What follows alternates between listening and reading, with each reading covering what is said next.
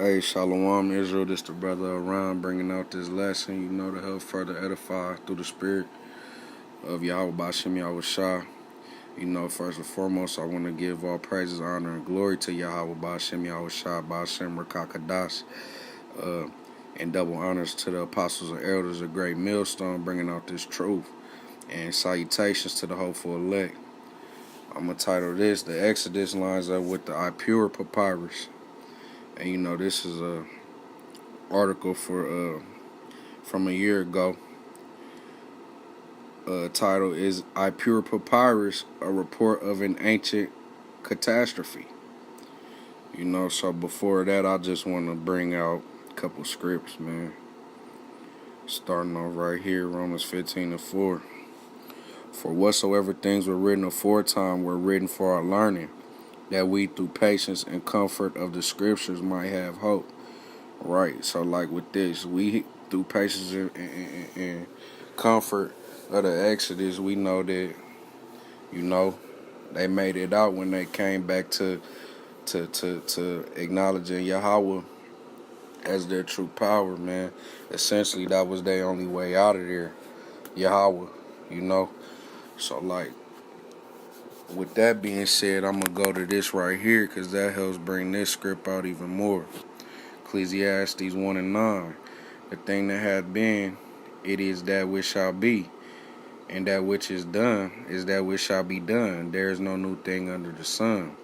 Is there anything whereof it may be said, see, this is new? It had been already of old time, which was before us, right? Like I was saying, we through patience and comfort of the scriptures, you know what I'm saying? We know that when they turned back to Yahweh, their true power of Israel, they made it that he led them out with Moses out of the Exodus, or out of Egypt. And we know that there's no new thing under the sun, so the only way out of captivity now, or Egypt now, in ancient Babylon, or not ancient Babylon, but great Babylon, is by way of the scripts, man. We got to turn to the scripts and see how they did it of the old times, and apply that to now. And really, essentially, the only way to do that, man, is coming back to Yahweh Yahweh Shah, man. So like, all that other shit don't work. We done tried that shit, man. That shit do not work. Boom. Let me get one more.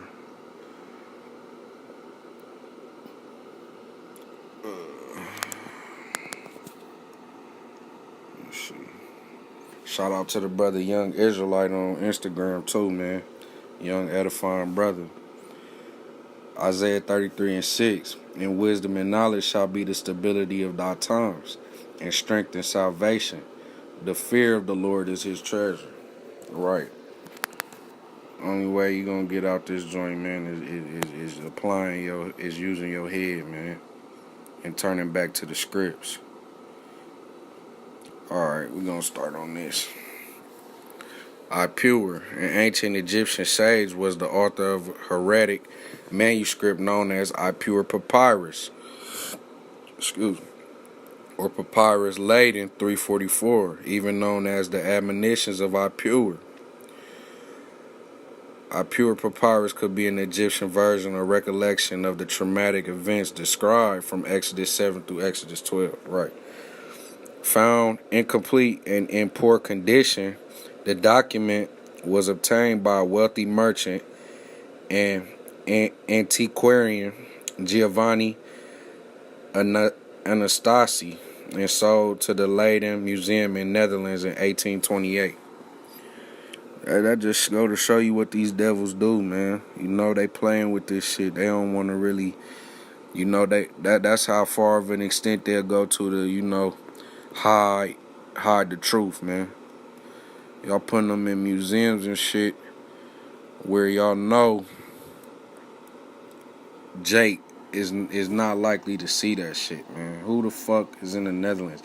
Not saying there ain't no Jake in the Netherlands, because we are everywhere across the four corners of the earth, but you get the point, man.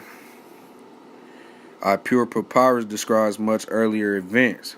The exact date of the papyrus is unknown. Its surviving copy was made during the New Kingdom, circa 1550 to 1070 BC, but the text itself is much older and probably dates back to the Middle Kingdom and the 12th Dynasty, 1985, 1773 BC. Ipuwer, who lived during the Middle Kingdom, criticizes that event that happened 4 centuries earlier during the first intermediate period after the end of the Old Kingdom. The sage tells about plagues, death, mysterious natural phenomena, and famine, and that the fire and ashes destroyed the earth, fell straight from the sky. Wrongdoing is everywhere, and there is no man of yesterday. He warns the current rulers of Egypt of divine revenge, such as happened earlier if they abuse their power. And, this is just an example right here. All the waters that were in the river were turned to blood, Moses had written. The river is blood, Ipuwer concurred. The catastrophic, lawless years with no powerful king who will restore order and general impoverishment in Egypt lasts about 230 years. Okay. But experts believe that Ipuwer mixed several events very similar to the plagues described in the books of Exodus as Israelites left Egypt. The Bible says that God led them with a pillar of smoke by day and a pillar of fire by night. Ipuwer 7:1 says, "Behold, the fire has mounted on high. Its burning goes forth against the enemies of the land." Right, man. So this is so to say historical facts, if that's how y'all want to put it. But y'all won't put y'all don't think that biblical facts are historical. Like that shit never happened. Y'all sound crazy as fuck, bro. I'm telling you. We gonna go all the way down here. I'm gonna jump down to where it line up and just give you some examples. The river is blood. All the waters of the rivers were turned to blood. Men thirst after water. The Egyptians dug around the river for water to drink. Gates, columns, and walls are consumed by fire, and fire came down to earth. Everywhere barley has perished, and the flax and the barley were smitten. Right, man. So I could continue. I'm gonna continue to read through it, but you get the point. One side you got ancient Egyptians, basically recording this catastrophic event that happened in their kingdom. Then on the other side, you got the truth. Where Moses is describing the Exodus, and they both line up, man. So y'all gotta get with the program, man. You know what I'm saying? It's all about being aware now, man. Y'all playing with this shit. The cattle moan because of their state of the land. The hand of the Lord is on the cattle which is in the field. Right. All it takes is Yahweh's hand. And the Egyptians don't even know what's going on. And essentially everything is coming back into its own lot today. We got them same Egyptians out here, man.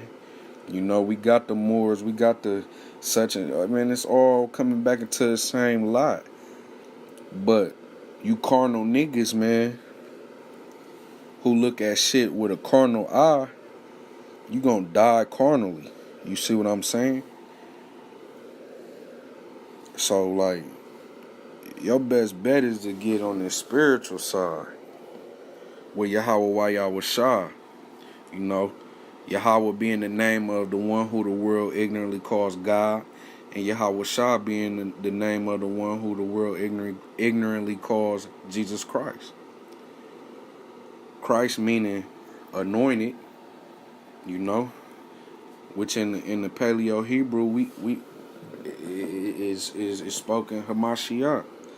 So we say Yahweh Shah Mashiach. Who the fuck is Jesus Christ, bro?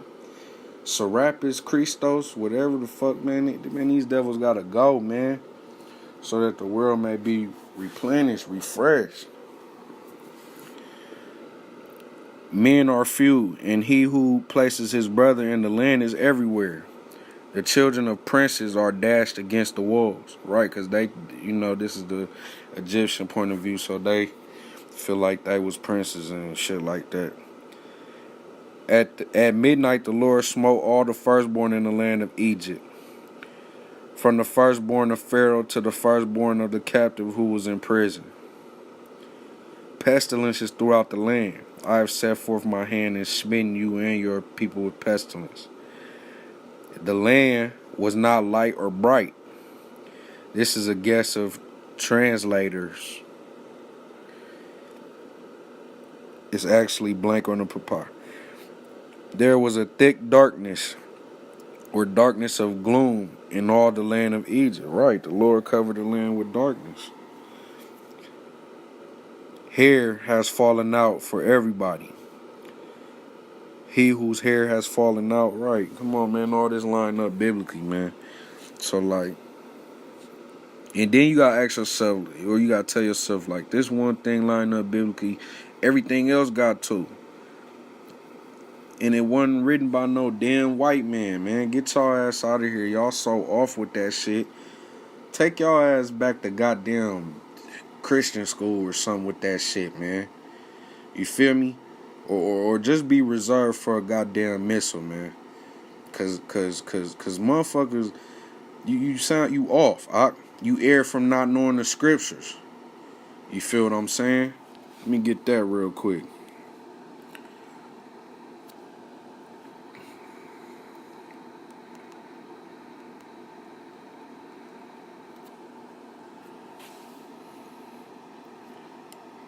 Goddamn devil.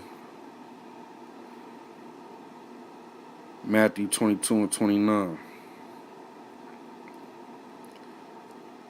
Yahushua answered and said to them, you do err not knowing the scriptures, nor the power of Yahweh, the power of the Most High. Right. And that's these people today. Anybody who not in the truth, man, y'all err from not knowing these scripts or the power of the Most High. Because if you knew the power of the Most High, you would fear him.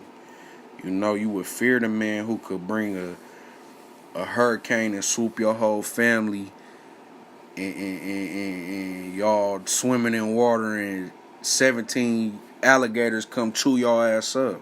It sound crazy, but best believe it could happen. Real talk. But with that, I'm gonna say Shalom, Yasharallah, continue to push through the spirit, man. Shalom.